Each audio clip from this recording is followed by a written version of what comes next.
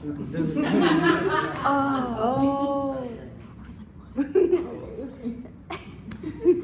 So I've had the pleasure of being acquainted with a lot of you in this room, and something that I noticed that you all may not have noticed, just from talking to you all, I've noticed that we all share a commonality, and what that is we all enjoy word games. Now don't ask me how I know that, but we all enjoy, we all enjoy word games. And so with that being said, I came up with a word game today to better help you guys understand where I was at my mind process when I made my project. So with that being said, I got a 3-letter word that starts with an H, and your only hint is that it's a question. Don't think too hard about it. How, right? Now I'm not talking about all the interns that drove, how was your drive over here, or even how was your internship as a whole, or if me and you were sitting next to each other at a really nice restaurant, not how do you like your steak, but if I was getting paid on commission for every black and malt sold, how would I win at retail? And as we continue to go through the presentation, you guys will see some of the strategies that I put in place for that. So jumping into the presentation, a little bit about me. My name is Reese Revere. I'm from Miami, Florida. I go to North Carolina A&T State University. I'm a Heat fan. The things I like to do, I like to play chess, read, listen to music. So for what I did for my project, I wanted to focus on John Middleton Company, Black and Malt. And so their retail program goal is to leverage consumer insights and trade feedback to offer competitive program resources to retail partners while providing value to the adult cigar smoker that aligns with their purchasing patterns. Now, you might be sitting in your chair like Reese, V, exponent 3, like what are you doing? But let's bring it back to like 6th grade algebra. We all learned, we were familiar with exponents, so let's switch out that V for a 2. So if that was a 2, it would be 2 to the 3rd power, which is 2 times 2 times 2, right? So bringing that back to this V. Now it's V, V, V. But now the question is, what do those V's stand for? And those V's stand for variety, visibility, and value. And these are the 3 V's that I want you all to keep in the back of your head as we continue to go through the presentation as to how I want to make an impact underlying through JMC's retail program goal. So here we have the territory overview. Now right here on the left, you see the market. And you can see that the market does about currently 483 sticks a week black months. To the right, you have my mentor Desi. This is her territory. You see that she does 953 sticks a week. Now, being able to compare, the reason I put this bar graph, you can see the clear discrepancy between the 2 markets. And what that tells me is that there's an opportunity here for black and mild that's something that we can investigate further. This is why I wanted to choose my project around black and mild. So transition to the next slide. You see that going back, there's 953. 27% of that comes from the multi-stick BEF, while another 9% comes from the 5-pipe BEF. Now, combined, we have a total of 36 stores maximizing resources. Now, to me, that's a pretty good number because it's a pretty good amount, pretty decent amount, and it also has room for growth for us, something that we can continue to look into growing. So, going to the next slide. So right here, we're talking about the take rates. Now, those of you who may not be familiar with what a take rate is, take rate is simply the percentage of volume that was sold under the BEF, right? So under this 5-pack, under the singles, unsold, that's sold under that. And so looking at that, you see that we have some stores that do very well, 94%, 80%. And then you also see we have 2 stores here, 0 and 0%, who are on the scan data program, but they're just not maximizing those resources. And so what I wanted to do with my project was really investigate that and see what we can do to help all the stores increase their take rate. So, right? Coming to this slide, right, for my project, well, I have a mini territory of about 30 stores. And so for this project, I wanted to specifically focus on 14 targeted stores within the territory.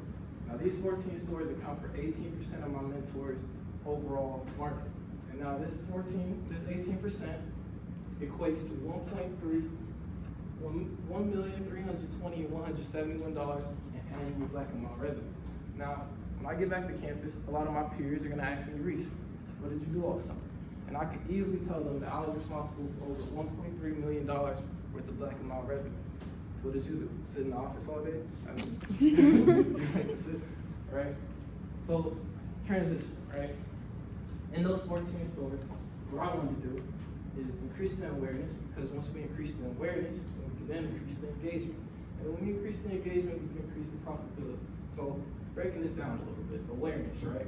So starting off with awareness, making sure that the retailers are aware of what the deals that we have going on, because, and then that translates to engagement, because if they're not aware, they can't be engaged and can't be actively promoting this to customers. And with the engagement, why engagement is important is because realistically, we can't be in every single store at every single moment in every single market. It's just impossible. But the people who are there, the cashiers, the retailers, and working through them, we can be able to increase the engagement, which in turn increases their profitability, which increases our profitability. And so how I wanted to do that, I took a 3-step approach. How I wanted to do that was first through signage, second through reset, and then third, survey. So register cards, so what I passed around to you guys earlier, but you got the whole, was one of these register cards that I created. Now, on the register card, you can see, we'll talk about this one. It says sell 6, if you want the deal, what deal they are, so buy 3, save 75 cents. Then you have the suggested selling upsell. Now, why this is important is because, say a customer comes in and buys 4. You can let them know that if they buy 2 more, they'll save $1.50. And just having that readily available for whoever's working there, whether it's the manager, the cashier, or just somebody just behind the counter who just got the job, allows them to understand what deal's going on, how they can upsell. And if you look here, you see gold. Now, what the goal is for is when I sit down with the manager, we can begin to look at their sales, what they do currently, and set sort of a goal that's not too easy to reach, but something that's proactive that gets them to really try for it. And then at the bottom, you see that I have the yearly revenue. Now, why that's important is because the stores are in the business of making money. And so having them be able to see every time, oh, if I upsell this right here, I can continue to add on to this yearly revenue number. That's why I wanted to make that. So moving on, reset.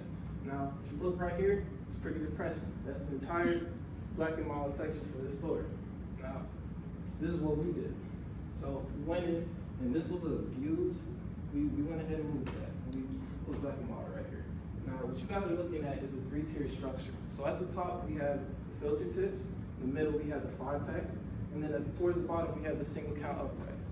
Now, the reason that it's set up like this is because the filter tip, the people who tend to come in and buy filter tips tend to be poly-category consumers. They tend to walk around the store, buy a couple things. Oh, let me get a filter tip. So having that readily available at the top for them. Then we come back to the 5-pack. This is somebody who knows what they want, and they have a certain loyalty to their product. So somebody coming in, oh, I know I like the wine, let me get a 5-pack of wine. So then transitioning right here to the single count uprights. Again, another poly-category consumer, just let me get 2 of those. And then that's where the register cards come in.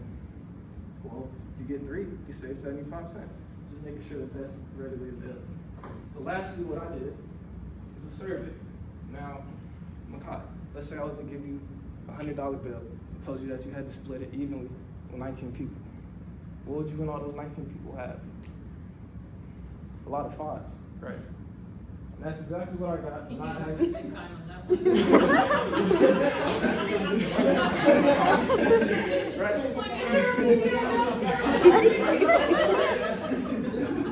Right, but you have a lot of 5s. And this is exactly what I got when I asked the consumers, when I asked the retailers, on a scale of 1 to 5, how important is black and mild to your business? 5 being very important, 1 being insignificant. So you see that what this tells me is that in these 14 stores that I've chosen, black and mild represents a pretty big share in their store. So another question I asked, on a scale of 1 to 5, how efficiently do you believe representatives inform you on the black and mild value offers? So you see here a lot of 5s, but you also see here some room for growth. We might do very well in some markets and some stores, but there might be some stores where we're not actively, or we're not promoting as well as we could. And so from this, I can look at what we did really good with the VIP process. We might come up with a process to really inform retailers just on being able to understand what's going on with black and mild. So another question I asked, on a scale of 1 to 5, how well do you feel employees upsell the black and mild offer? A lot of 5s, mainly 4s. You see there's still room for opportunity.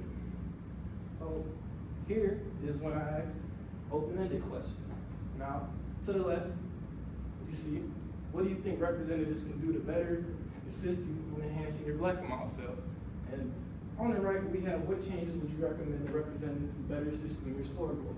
Now, when I handed the survey to the retailers, this was an open-ended question, and a lot of them really didn't know what to put. So if you look at the answers here, you say good, put it on special, everything was excellent, represents, give me a deal, nothing, good, nothing, you guys are awesome, nothing, right? So when I look at this, what I see is that, what I take from this is that they really don't understand, I mean, not they don't understand, but they really don't know what they want us to do for them. And so if you understand marketing, you would understand that when it comes to consumers, there's two types of needs. There's stated needs and there's latent needs. And stated needs are the things that they say that they want, and latent needs are the things that they don't know that they want. And so I look at it like, wow, they don't know what they want from us. It just means that we have to be that much more proactive in being that first step to the system. Now, if you were wondering, like, sounds like Reese knows what he's talking about, but I wonder how the retailers feel about it. See right there? Right? So other things to consider. So if you see right here, this is a picture of Swisher BLK. Now, if I was to ask you guys to pronounce this as one word, how would you say it? Black. Exactly. Now, when you go by a black and mild, you should refer to one, what would you call that? A black. And so that's something I think about is kind of confusing to me. Maybe it might be confusing to consumers who might be thinking they're getting black and mild, but they're actually referring to Swisher. And so the reason I have this picture here is because it came as a result of a conversation that I had with a customer in the store. Customer came in to buy BLK wine. And I asked him, I was like, have you tried the black and mild wine? And he told me, yeah, I really don't care for it. Now this is my first time hearing that. And so it led me down an interesting Power BI rabbit hole. So what I found is that the wine category increased 3.3%, and the Swisher BLK wine increased almost 60%. Now, one of the main selling points when we were in stores selling the black and mild Jazz was that Jazz is our second fastest growing SKU, and that it's overtaking the wine. Now, that raised the question in my head, is Jazz really overtaking wine, or is this Swisher BLK cutting into the black and mild wine? And so it's something that I don't want to put any definitive conclusions on, but I feel like it's something that warrants more investigation. Now, this is also interesting to me because we see that the original BEF for the wine, the original BEF is up 116%, but that isn't translating to the wine, and they're in the same BEF, so it's something I feel like we need to definitely investigate a little bit more. So, transitioning to the next slide. Black and mild mobile coupons. This is something that, going back to this slide right here, going back to this slide right here, this is my first time ever seeing that Black and Mild had reward programs. Now, if I'm as a rep, this is my first time seeing this, and this off to the corner in a retailer, is I know for a fact that the consumers don't see that. And so just making sure that we're throwing the right promotions towards that and letting people know that this is what's going on. Like, this is what, we have this available, and then I've actually had a chance to look in it, and you could actually go in there and see coupons for other op codes. Now say that somebody scanned it and they wanted the black and mild code, but they also have things for Copenhagen, things for Marlboro. So if somebody scans it and they know that they have a wife who enjoys really Marlboro Lights, and they have the coupon for that, they could go ahead and grab that too. Or if they're with their friend and their friend wants to dip, and they have a coupon for that. So just maximizing that offer. So another consideration. So Sean, if I was to ask you, what are you looking at right now? What would you say? Inside of a prison. Inside of a prison. Now, something that I learned over this summer is that sales is really about perspective. And everybody sees things a little bit differently. Now, Sean sees a prison. I see an opportunity. Now, you might be sitting in your chair, like, Reese, like, opportunity to go to jail? Like, what are you talking about? It's like that, right? But one of my favorite shows is First 48. Now, in that show, it really details real life detectives finding suspects, and what they do in the suspects when they bring them in for questioning is the suspect is really nervous and is really visible, they'll offer them a cigarette. Now, I don't know if that's a Marlboro cigarette, it might be an opportunity, right? It might be a black gold opportunity, right? But I know that they'll offer them a cigarette. And so, knowing that, and then knowing that once the suspect eventually ends up getting booked, that going through the whole prison process, they'll lose all their possessions, things of that nature, and then the only things that they're be able to carry, they would be able to have, are the things that are available within the prison. So hence why the importance on chips, soda, candies, things of that, all these things have a heightened importance in prison. Now, not excluded from that category is cigarettes. Cigarettes are something that are they're almost used as currency in prison. So understanding that they have access to cigarettes in prison, it began to question in my mind, why couldn't Black and Mild get a piece of that pie? Now this is something that I spoke with David Guy about, and this is something that he told me that he hadn't even thought about. And so I wanted to see the feasibility of actually implementing something like this. So I actually went down to Cuyahoga, is that Cuyahoga County, right? It's a mouthful, but Cuyahoga County, I actually went down to the Department of Corrections on 3 separate occasions, and you gotta walk through there, take off your belt, walk through the metal, they gotta hit you with the wand, all that, right? We went down there on 3 separate occasions to try and talk to the director of commissary to see what is really needed to get this program in motion. And so, unfortunately for me, I wasn't able to get in contact with him. But how I look at it is that, realistically, it'll just take a few big dogs at Altria to talk to some of the big dogs over in the Department of Corrections, and you guys be able to formulate a partnership that'll be advantageous for the both of us. And so, now that I'm standing here, suit on, shirt tucked in, fresh retwist, standing in front of the big dogs, my non-rhetorical question to all you is, why wouldn't we be able to make this work?